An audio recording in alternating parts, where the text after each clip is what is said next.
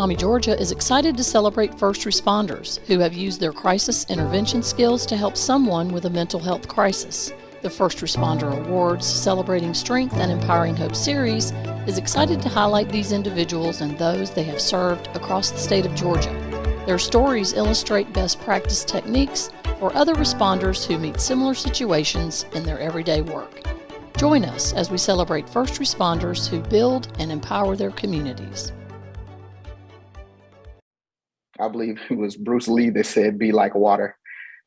We have to be like water in those situations. And so I think understanding multiple techniques help us break down the multiple layers that someone suffering from mental health challenges have.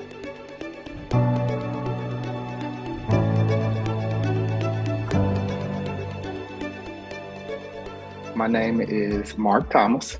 I am a 25-year veteran of DeKalb County Police Department, CIT certified, and I work with the DeKalb County Accountability Courts, which includes our mental health court, of course, our veterans court, and our drug court. On that day, I really had got off my medications.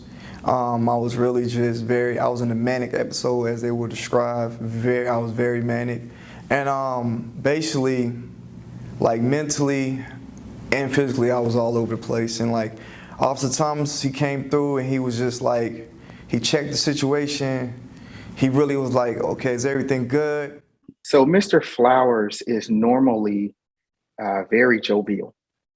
And so we normally interact really well with each other. You know, we say hello, we tell jokes, we talk about the NFL. But this day was different. He was very talkative, very loud, and a little disheveled. Those subtle cues are what I saw that let me know that something was a little off or not right. So when he listened to me, he was just able to kind of be like, okay, you're talking kind of fast. You don't usually talk this fast. You know what I mean? Okay, hold up. You're saying this, you don't usually say that. You're talking out of character, you don't usually talk out of character. The method Officer Thompson approached me with was a method I feel like it was just very calm. How you doing? Like, is everything okay? You need to take a walk? You need to stretch? Like, it was very calm and collective. And like I say, that's very important. You know, as officers, there is an assumption of dominance. And if you are standing over somebody having a conversation, they may feel less than. But if you stoop down and get to their level to have this conversation, you're equal. And having somebody suffering with mental health challenges feel like you are equal helps in the calming techniques. And I think that piece of communication there, it helps to bring them down to a certain level of trust because you're listening to me. He didn't go crazy. He didn't put his hands on me. He didn't have to do the most to, like, you know, kind of like help the situation. If the goal is to get them or keep them calm, you kind of have to entertain some of those other things that they talk about. And sometimes you just have to listen and allow them to flow to get that part of their brain to stop. This mental health thing is a very patient thing. You know, I'd be very patient with these people. Their brain is literally sizzling. It's like it's out there. So you have to just stay calm and be very patient. It's definitely chess, not checkers, when you're dealing with these patients. Honestly, I listen and I flow. And there are definitely times where I could not tell you what I said because I listen and I flow. You know, some people don't understand or know that water is one of the most powerful forces on earth, because if you give it enough time flowing over a rigid surface, it will smooth out that rigid surface, just given enough time. So be like water.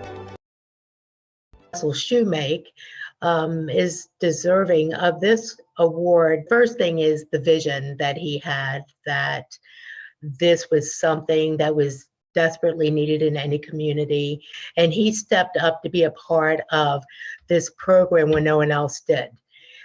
People did not understand actually what this would do for our community and how it would benefit. What he did was just facilitate relationships with all the community partners. He continued to bridge and forge a relationship with Pathways as our community mental health component, with Piedmont and the hospital, and use his relationships that he's had with others in this industry as long as he's been here to build on that. And I think that's one of the things that makes him successful.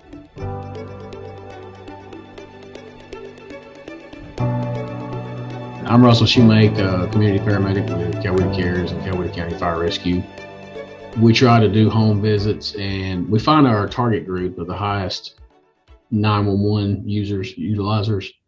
And in our county, in our jurisdiction, it's mental health. So we partnership with the Community Service Board, Pathways, to run the 911 calls, make contacts with the mental health calls, the patients. I can medically clear them. The clinician can do a mental assessment, and we can get them to the appropriate level of care without having to go through the ER or to jail or wherever, and we can get them straight. We can cut out sometimes a week worth of standing by waiting. So it's a partnership. I do the medical side.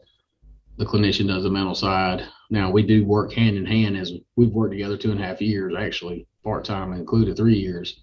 You pick up on what they're doing too, so I can assist them. A lot of times they ask me my opinions on what we should do, and we usually come to a conclusion of what needs to happen. The partnership is invaluable because you can provide a level of service that we haven't been able to in the past to get the patients to a appropriate level of care. So we'll run a 911 call that's mental health related, go out, do the medical assessment, do the mental assessment.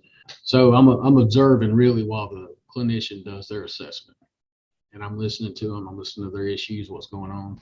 And then I kind of step in when they're finishing up, and I say, hey, you mind if I take a couple bottles? I just want to check you out. Is that okay with you? Nobody ever says no.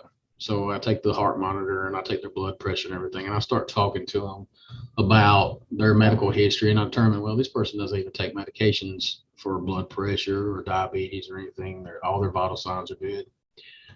Well, then we're back to, okay, this is a mental health issue. There's a lot of different medical issues that can mimic a mental health. Low oxygen, sepsis. I mean, there's a lot of medical things that we can say, look, this is a medical call, not a mental health call. And that happens sometimes too. And then and if an ambulance is already there, hey, we turn it over to them. I help them. If it's a mental health call, I say, you guys can go back in service and catch another call.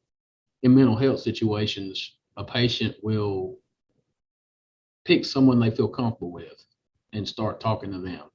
I'm not always that person, but I try to be that gray man that's neutral and not authoritative. And I'm kind of like their friend that just walked up, like even just a nosy neighbor, but I have on a uniform. That's kind of my approach is just, I don't walk directly to them and just start giving them 10 questions right off the bat. A lot of times I can empathize with the person and say, hey, look, I've been here too. This is how I got through it. And, if they feel like they're not the only one going through something, a lot of times they open up. If you call a 911 20 times a month, you didn't almost die 20 times and go to the ER, if that makes sense. So let's find out, you're not getting the appropriate care. Let's find out what you really need. And being in Coweta Cares, we're not having to catch 911 calls back to back to back like the ambulances are. We have the ability to sit for an hour, hour and a half, sometimes 2 hours with them and, really have a good conversation, look at their medications, help them set up appointments. And we find out a lot of times that it's, a lot of what we do ends up being case management. Anytime that we have an interaction with someone and we leave them, we were able to solve their problem. They go from crying or angry to happy. We prevented someone from harming themselves. It's always a win. It's a win, and it's like saving a life. You walk away and you go, I actually did my job today, and I was successful at it. Help someone when they're crisis. And we would have known if we hadn't been able to show up and do what we were able to do, this person was going to harm themselves. With your gut intuition, with your experience, everybody there's like, yeah, we did a good today. You know, those are the days when you leave and you're like, man, we did right. We did well today. I think public service chose Greg. Honestly, I really do. Detective Campbell is deserving of this award because he probably doesn't think he deserves it. He is going about his day, doing exactly what he loves on a day-to-day basis, not understanding that he truly is a hero. His job coincides with his DNA. And that's why I said if we had more of him in the world, we'll be in a much better place.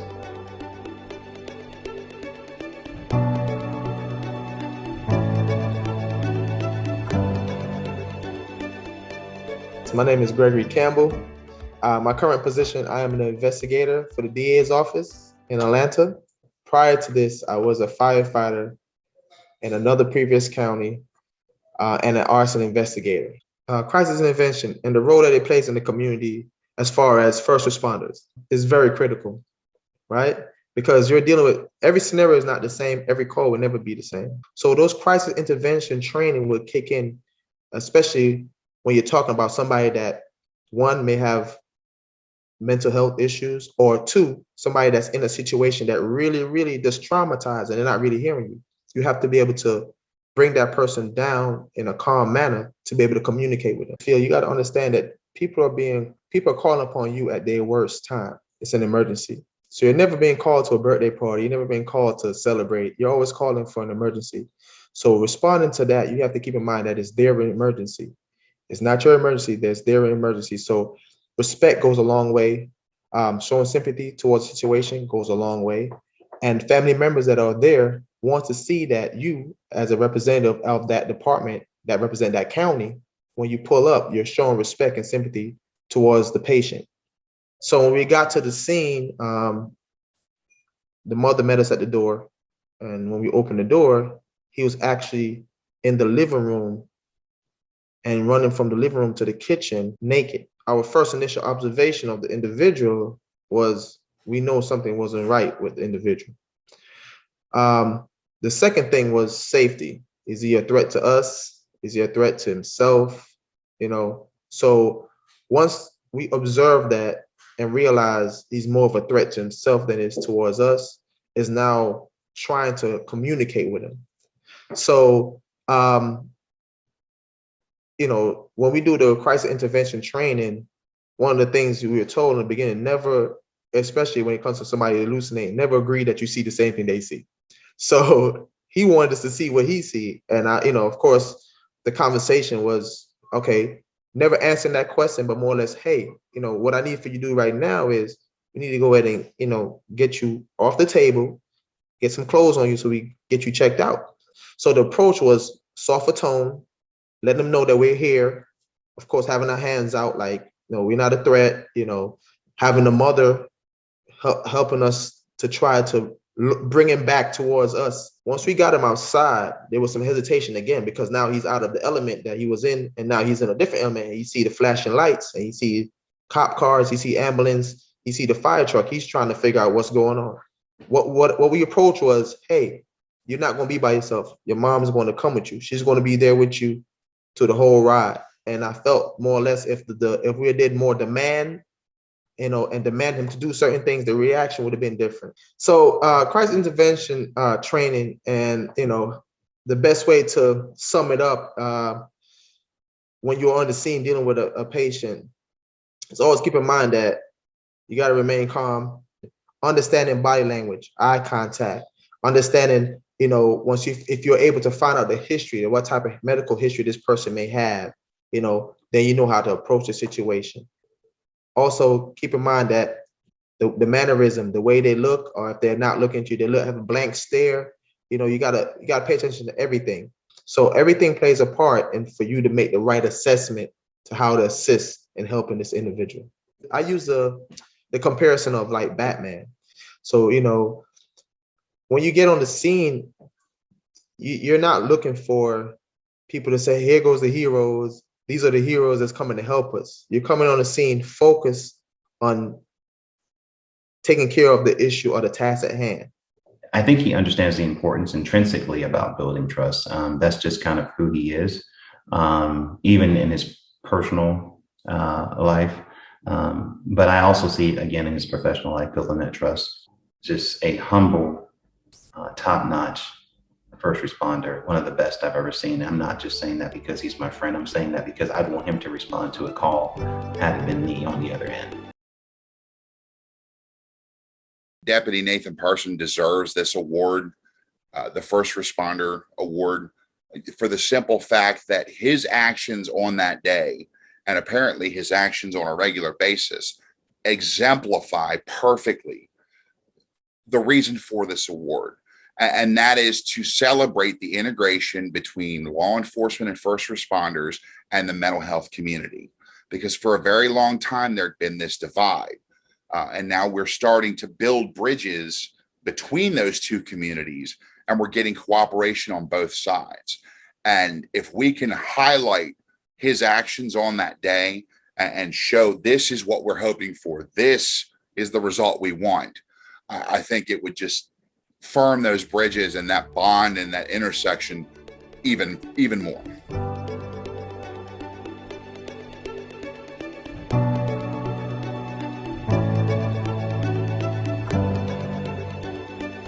Deputy Nathan Parson. My title is Master Deputy. I myself work directly with drug court participants and just kind of making them accountable, just keeping them focused on the program while they're still battling issues within themselves. I was told that particular day because I was the only one out in the field, and I was instructed to go find this missing person, this missing vet. And I went straight way down there thinking I'm going to have to search for him. Came to find out his mom answered the door and she informed me that he's here, that he's upstairs taking a bath. And I was like, great, is he okay? She's like, yes, he's fine. We go upstairs, me and his mom, and we go into the bathroom where he is. And as she opens up the door, he's on all fours crying. And of course, the mom, she goes over to try to console him. And as she does that, she realizes there's something wrong. And she's like, what's wrong? What did you do? And I'm like, okay, I need to investigate this. And, the tub is just filled with blood. And after realizing that, I noticed there was a knife by the tub, at which I grabbed it. And at this point, I'm trying to figure out, okay, where is this wound, this cut? And after talking to him for a while, because he was just adamant about just dying. He just no longer wanted to live.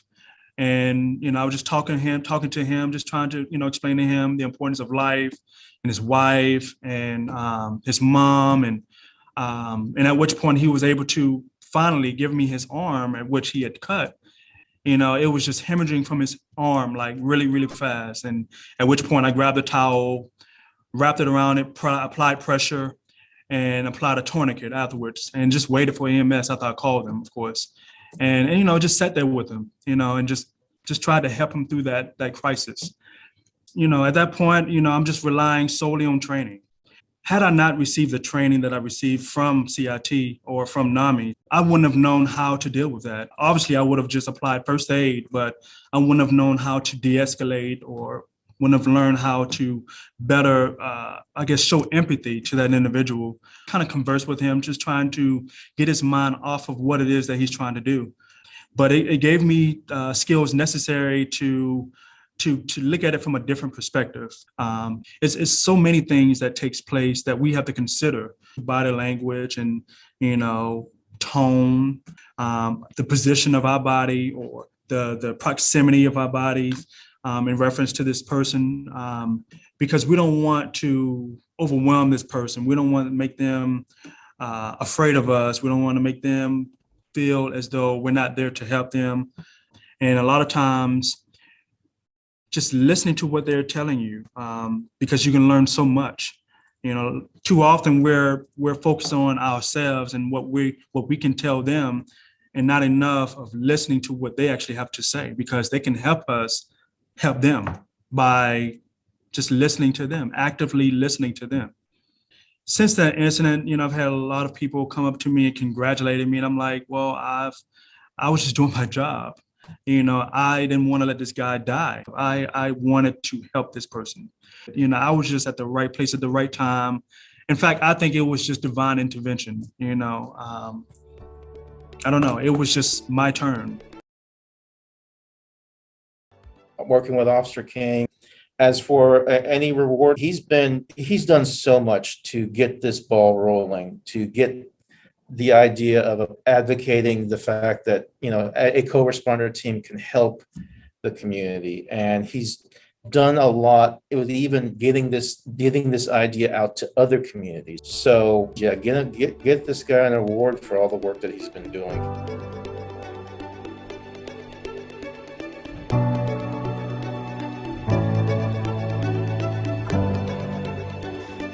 My name is Jacob King. I am a crisis response officer, and I am currently assigned to the PATH team, which is the Partnership for Assistance, Treatment, and Health.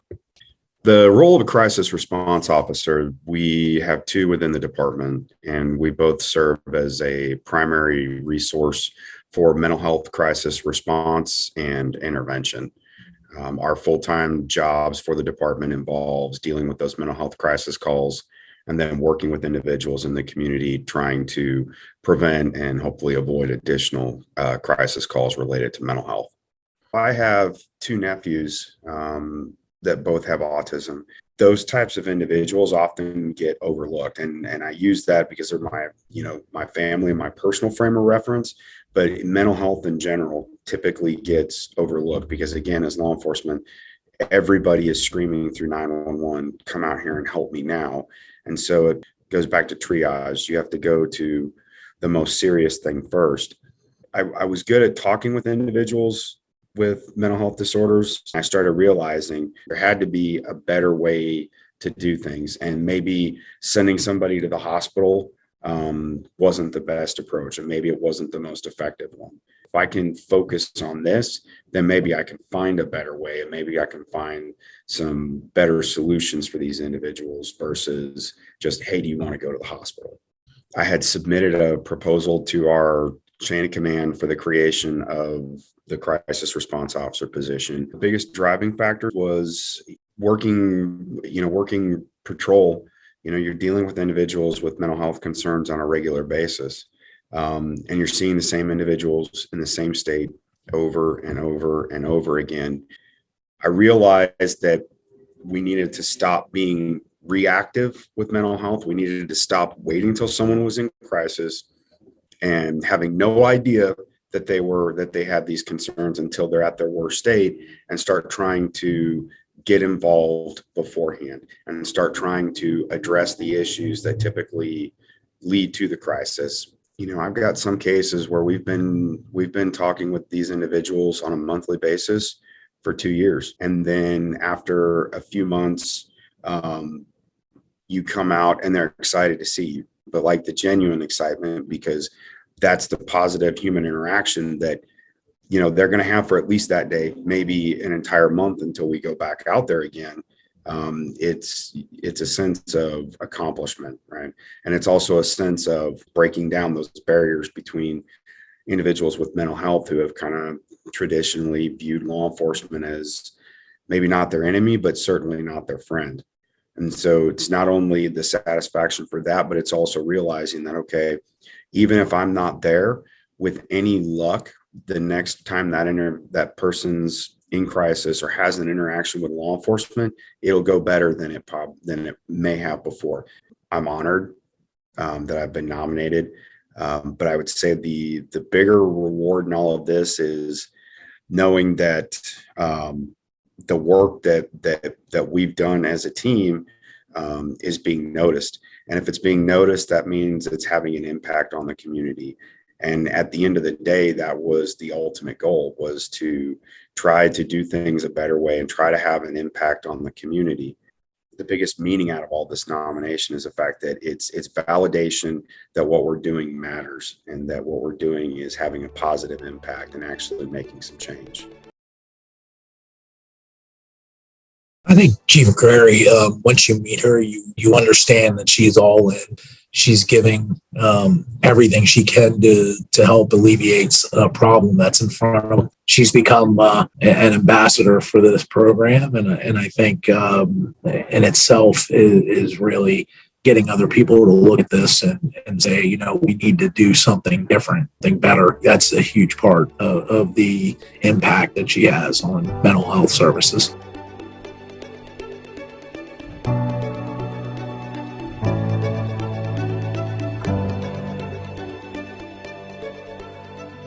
My name is Lydia McCrary. I'm Deputy Chief of EMS at Chatham Emergency Services in Savannah, Georgia. And I've been part of this department since 2006. So I will say it actually started when I was on the streets as a lieutenant, and I was seeing a lot of these calls that were coming in. Patients were calling frequently. They were calling 911, which really keyed me in on why are they always accessing 911? Are they not getting the resource referrals that they need? Certainly they're reaching out because they are in crisis, but that means that there's a gap. And so I started looking at what was called community paramedicine at that time. And that's where we started looking at patients that were frequently calling 911, 2-3 times within a certain amount of range of time period. And we were dedicating personnel to go out and find out where the gaps were. And we really did a community needs assessment and found out there were a lot of gaps in our community. I left to go work for the state and really learned a lot from our community partners in the state of Georgia on appropriate response patterns, but it really required co-responding. So when I came back to the department, I really joined in with Chatham County, the Savannah Police Department, Gateway Behavioral Health, and we started having meetings and identifying each way that our roles and our responses could really play in integrating a response that got the needs of these people addressed. Sometimes when you're responding to an emergency scene, they really need that immediate counselor interaction. They need people who are trained in CIT to be able to de-escalate the situation. And so we all start coordinating with training with each other. We have co-responding units. And so now we're really coordinating with each other to make sure that we're responding to these calls appropriately. And then we follow up with them to make sure that they're having that follow-up. That decreases the emergency room visits and it also decreases, jail time as well. I think the first step is really championing CIT, getting your employees to experience that training, regardless of however long they've been in their practice. It is definitely an awakening course that identifies gaps in your own knowledge. And that is the first step is getting your staff trained and being the first person to ask the question, what is our gap in our community, and not being afraid to go to your partner and ask. But work within yourself, work within your own agency to build what you can and keep reaching out to those partners. The best thing that you can do in any community is work with each other and then build off of each other's strengths and resources. You may not have the funding in your budget, but the police department might. And your mental health agency, they may be able to access different grants that you're not eligible for as an EMS, fire, or police agency. And that's where the collaboration really takes place, is because working together does give you access to the things that you do need to be able to be successful in this program. But not giving up and continuing to enforce the training and the persistency of working together. As Deputy Chief, I get to see the direct impact of these projects that we do in real time. I get to see what it's like for the paramedics. I get to see what it's like for the police officers and for the patients. And to me, that is the biggest gratification of my position. Is it's not just putting in paperwork and writing up proposals and programs and not being able to see and feel what those results are. I get to go out and see the impact that we're having on our community. And I think that for me, that's the most rewarding experience. nominated Lieutenant Abram Ayana. He's very deserving of the award for NAMI because of all the involvement he's had. He started our CIT program, basically, started leading that. He became a CIT coordinator for us. He's been heavily involved utilizing body camera footage, responding to calls. He actually was instrumental in getting our city our first clinician. He's very passionate about the training. Lieutenant Ayana has been a leader. I think it's just education and better communications between all those involved.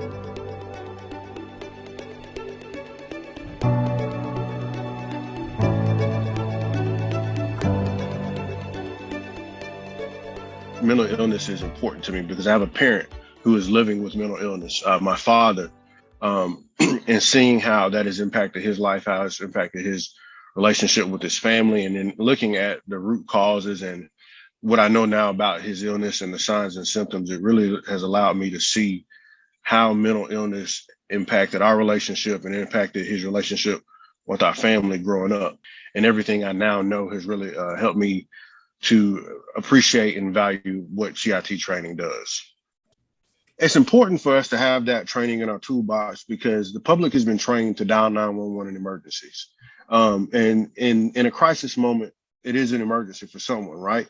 And what we have to recognize is that there is an unknown component when responding to a mental illness related call. There's the idea of what hasn't happened or what is happening or what's the possibility of it. Through this training, we have the capability now and the tools to be able to recognize that, hey, this is common. This is not someone who's here to hurt somebody. This is a person who's in a mental health crisis. And this is how I de-escalate this crisis. This is how I show that person that I understand and I empathize with them.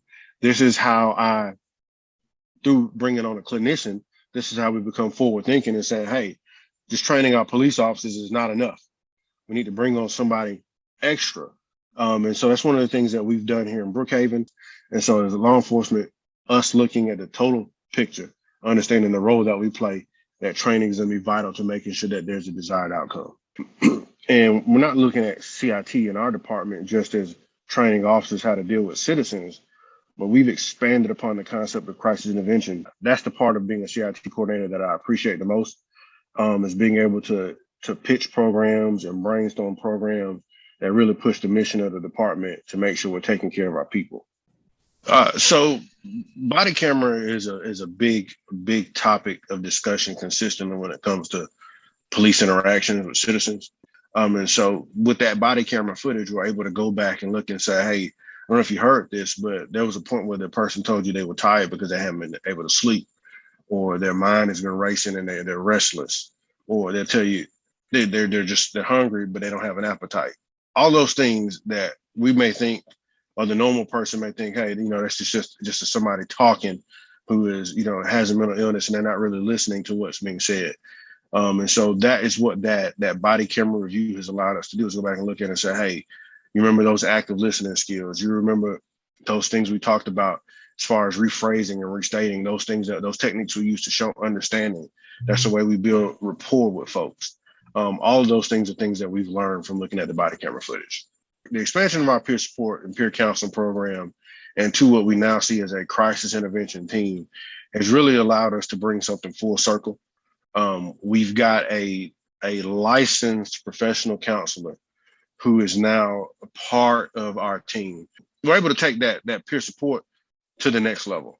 So instead of just dealing with someone who's a cop who can have that conversation with you, now you've got someone with some real life training to deal with mental illness, stress reduction, and they can bring a whole separate set of resources beyond the scope of what we do. It's actually removed one of the barriers to getting treatment for mental illness or stress or PTSD, is having that person in the building. This profession gives you a sense of purpose. I mentioned earlier that my father has mental illness, and I understand through my training that increases the likelihood that I could, in my adult life, in the latter stages of my life, develop that same mental illness or another illness.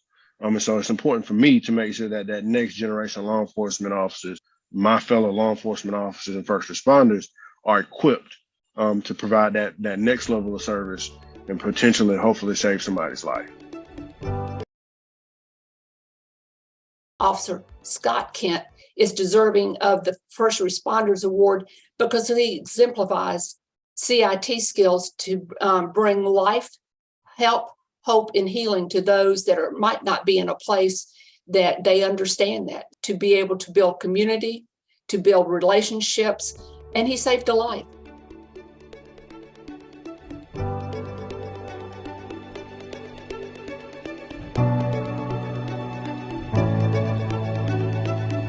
My name is Officer Scott Kent. I work for the Rome Police Department.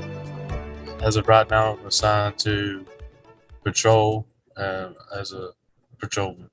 I received a call involving a female in mental crisis. She was having suicidal thoughts. The female had called the crisis line and told the people at the crisis center, "Hey, I want to kill myself. I've already tried to do it once and it wasn't successful." Me and several other officers arrived there at her house and nobody would answer the door. Well, we asked the 911 operator to call her husband. He come and opened the door for us. He went into his bedroom with us and he saw that his shotgun was missing. And he kept looking around for his wife. We couldn't find his wife. She was in the bathroom and she had locked herself in there. From there, I started talking to her. Me and her talked for 2 hours nearly before she finally decided to open the door for us and get some help with her mental crisis she was going through. While I was talking to this lady, I was thinking back to my CIT training and trying to remember every little detail that they taught to us about how to talk to people, what tone of voice to use, what kind of things to say, what kind of things not to say. And I really needed to find something to be able to talk to her about, to continuously talk to her, to get her mind off of what she was thinking about doing. Building a rapport with her was very crucial to the outcome that we had. So active listening to me was just making sure she understood that I was still there listening to her. We couldn't physically see each other because she was locked inside of her bathroom. So we were conversing through the bathroom door. And so I wanted to make sure that she knew that it was me still there talking to her, so that there was still that factor of her gaining the trust in me. She was very spiritual, biblically speaking, and that's all me and her talked about really, was her spirituality and the Bible. And for 2 hours, it was like we was having a sermon in her bedroom. Without the CIT training that I received, I wouldn't have been able to talk to her in the same manner, maybe not have the same kind of outcome without that CIT training. The nomination to me, I think it's going to help bring awareness again to the stigma about people with mental health, and help to better persuade more officers to gain that training. What drew me to this profession was I always feel like I wanted to be a police officer. I always felt the need to help people, and this was my way, I feel like, of doing that. I chose Officer Rakestraw for this award because he decided to use one of the most important tools on his belt. He used his crisis intervention training instead of his weapon, instead of his taser, instead of any other tool that could have escalated the situation. He decided to use a tool that de-escalated the situation and allowed a man to be able to connect with him and give him resources that he needed instead of jail time.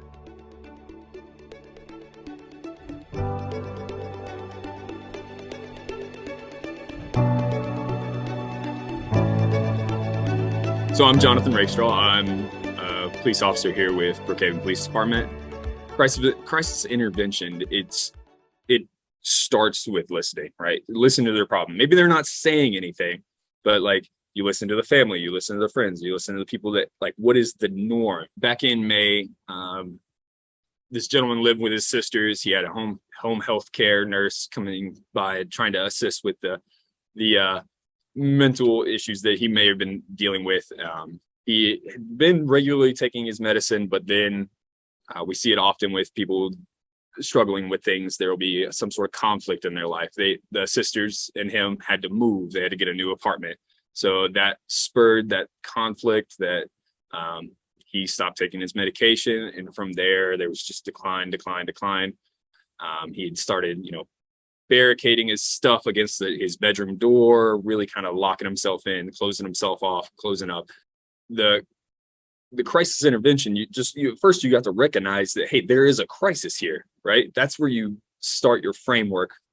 There is a problem. What is the problem? One of the first indicators of somebody that's in crisis is, what are they doing, right? He stopped taking his meds, stopped eating, started barricading himself.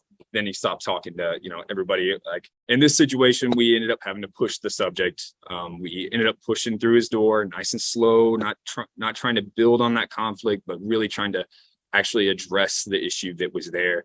Once we were inside the room, you could tell that he was uncomfortable. We don't want to push that envelope too far. Hey man, where's your shoes at? Like, can we help you with your shoes? You start asking, not necessarily about a situation, because that was where the conflict was. You start talking about something completely different. Where's your shoes at? Hey man, can we get you some food? You thirsty? You kind of steer it away from whatever is creating the problem, right? In his case, the creation of the problem is he's losing his apartment. He has to go to a new place. He doesn't want to do that. We don't have to talk about that anymore. Let's talk about your shoes, talk about your food, talk about your clothes, talk about, something else that, that this person finds comfort in. And then we could build, like going back to, that initial thing, we build that conversation on his shoes. Once I got him his shoes, you could see there was a hint of relaxation, a hint of, hey, this guy isn't here to get me. He's not here to hurt me and stuff like that. Once we get outside, like the conversation, just trying to steer him toward a medical solution, trying to get him into the ambulance, talk to like a doctor or a nurse or the paramedic, trying to steer him toward that. But the rapport had already been built with me, right? So once we get that rapport built, separate him from all the other distractions. Sitting him in my little police car was not a easy task to do. So he had a pair of headphones in his room. So like I knew maybe possibly he listened to music, sit there and talk to the guy beside the police car for a minute, trying to build a little bit on that rapport. Hey man, what kind of music you listen to? Let's listen to some music, right? So like we went from shoes, mumblings and grunts or, whatever, to like, we went back to the fear once we got outside, and then we're at a car. Now I have that other thing to build on. This gentleman happened to like Tupac. If he likes Tupac and he's not under arrest, there's nothing wrong, and you're there to help him, give him some Tupac. And that's what I ended up doing. And he completely chilled out. By the time we got to hospital, it was almost to where we were having words. Like we were talking. Like it's just, I find in these situations, like it's just a person. Everybody's got something that's important to them, whether it's a dog or their family or, a hobby or whatever. This gentleman liked music. So really lean on that thing. It's like, kind of humanizes both of us. Hey, this is important to you. This is, hey, I can appreciate this thing. That's it. Just sit and talk to the person. Patience, creativity, and you kind of get that's how I found success most of the time. I am so proud to be able to nominate and honor Officer Thomason, lovingly known as Chick, in our community. She is an amazing force to be reckoned with. She is the pure definition of service above self as the lead co-responder. She goes above and beyond and truly leads the force on our team. And she is such a bright light, and we are so thankful that she is ours. We are so proud of the work and leadership that she has shown for Carroll County.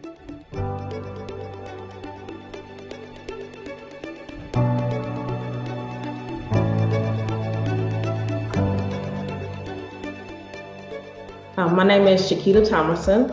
Everybody calls me Chick, though. That's just my nickname that I've adopted. I'm the lead responder on the Carroll County Crisis Response Team. I serve as a police officer and a paramedic on the unit. Crisis intervention team training is important for first responders because it allows for the individual to get the help that they need. By first responders recognizing the mental health issues or them being able to handle it appropriately by not using force, not making arrests. It just helps the individual get the help. If I can spend 40 hours learning how to fire a handgun, definitely makes sense to learn a 40-hour class on how to de-escalate by just talking, you know. From what I see and hear, a lot of the use of force calls involve people with mental illness, you know, because, you know, they are perceived as a threat to law enforcement. And, you know, they end up either, you know, like I said, I think our chief likes to say that the way we deal with mental illness is we either arrest them or we use force. And there are so many different alternatives, but it's, you know, from lack of training or being able to recognize what it is. So the Carroll County Crisis Response Team is one of those new co-responder units. It's where there's a law enforcement officer paired up with a licensed professional counselor. When law enforcement gets dispatched to a 911 call and that individual is suffering from some sort of mental health crisis, or it could be some substance addiction issues, usually the law enforcement officers are quick to recognize that it's a mental health issue. So we're able to respond. The counselor that I work with, the time that we get dispatched to the time that person is being admitted into a crisis stabilization unit in 45 minutes. So our unit, we respond at the request of 911. But there's so many times where a person will call 911 and ask specifically, can you just send the crisis team? A lot of times, you know, there'll be a 911 call and they'll say it's Chick working today. Or they'll call me instead of calling 911. And, you know, a lot of times I have to divert and say, okay, that's a crisis. You need to call 911 and then we'll be there. But yeah, they call me personally a lot. And I think that speaks for itself.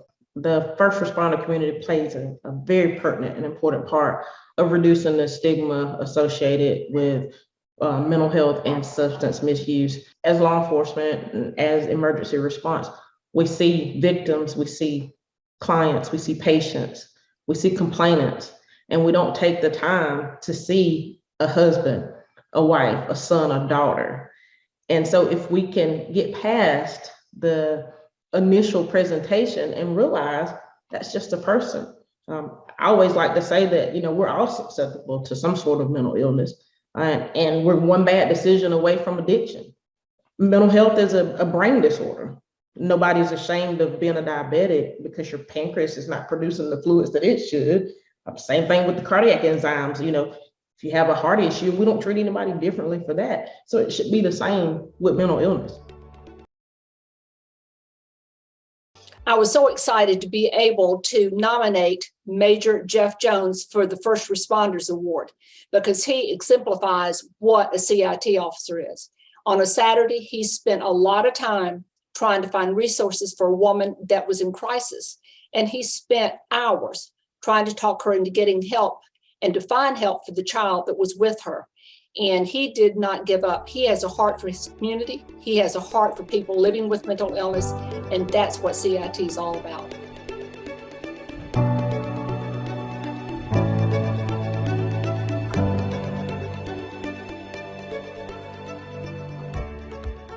My name is Jeff Jones. I'm a major with the Floyd County Police Department.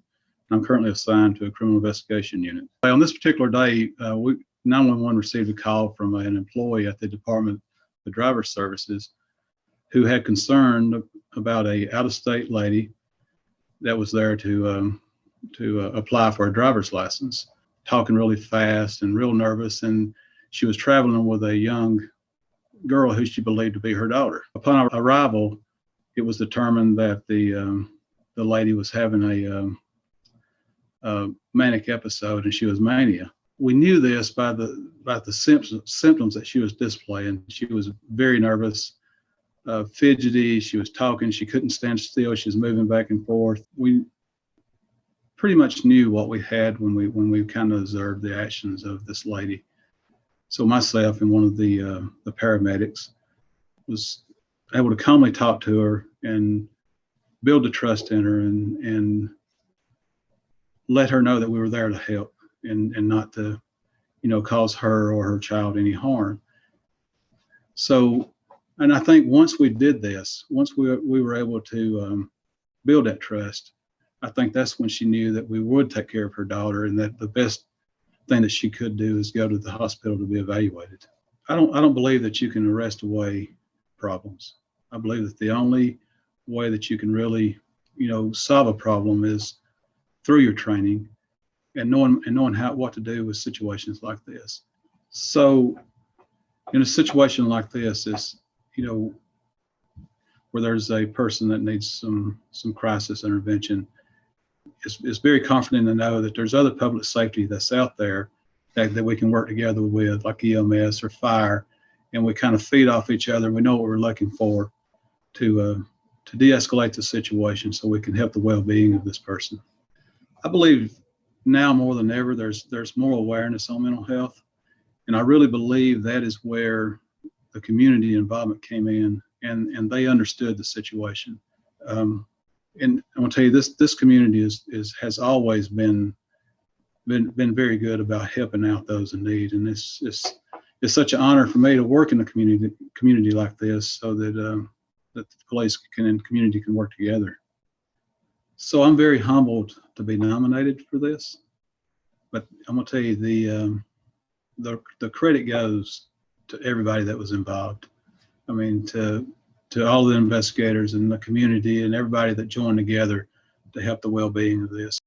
I have always believed that this job is a calling, and there's more to it than one could even imagine. But a good day for me is when you go out and you truly know that you helped somebody in need, and that you can go home and feel satisfied that you're meeting that calling. I feel that Sergeant Terry Hawkins is deserving of this award because he is very compassionate and he cares about individuals and making sure that people with serious mental illness get treatment rather than incarceration. And he ended up being the lead of the CIRT team, Crisis Intervention Response Team here in Forsyth County, and they couldn't have picked a better candidate.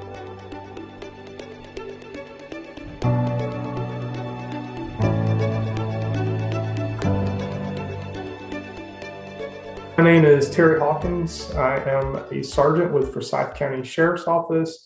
I am the supervisor for the Crisis Intervention Response Team and the law enforcement partner on the co-responder team within that unit. CIRT is the Crisis Intervention Response Team.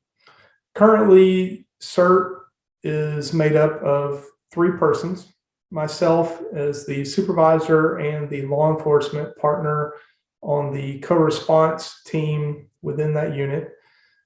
In that capacity, I'm joined by a licensed clinical social worker. The 3rd member of our team is a certified peer specialist here in the state of Georgia. That is a person with lived experience who has his own story. So the 3 of us together, we work.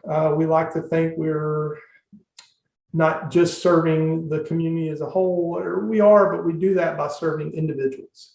So we respond to individuals in need, and we rally together with them and look for what we can do to help.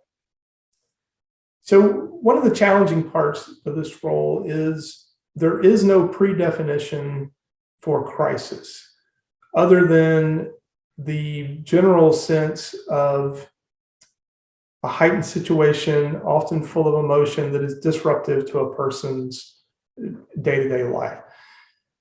So when we respond to someone and we've de-escalated, we like to give them a voice so that we can hear what is your definition of your crisis today?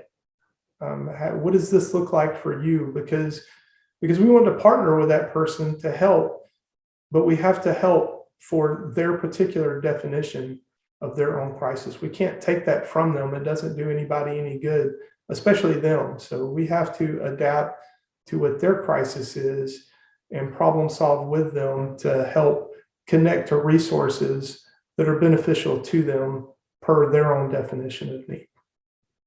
We always have a mind for de-escalation and rapport building for that purpose. I don't wear a uniform. I don't drive a marked car. So when we come to a house, we don't look like police.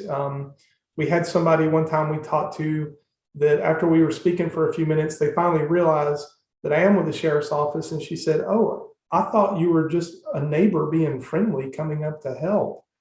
And we told her, "Well, we are your neighbors in a sense, and we do want to help." So I think CERT is a must for any agency now, or some manner of the co-response technique, because I think the citizens demand it. The feedback that we get proves that to us. The engagement we have with our community is so much better now that we have this specialized response technique. We can see that subjectively from the people we're talking to, but we also have numbers we can put to that. And for us, that's a huge deal in a couple of different ways. Number one, that means that citizens in our community that need the help for mental health diagnosis are getting that help versus simply being incarcerated. It also means from a cost perspective, with the 40% reduction for our particular jail, that works out to just over $1 million a year of savings that we can apply to other areas of our agency or can return those back to the taxpayers. So for me, that's an easy sell. The benefit of outcomes to our citizens is immeasurable. Our capacity to help them is so much greater now than it has been in the past. NAMI Georgia's mission is to empower affiliates to create communities where all affected by mental illness find hope, help, and acceptance through support, education, and advocacy. To learn more about crisis intervention, volunteer opportunities, or get more information about mental health and our affiliates, please connect with us. NAMI Georgia would like to thank our partners, especially the John and Polly Sparks Foundation.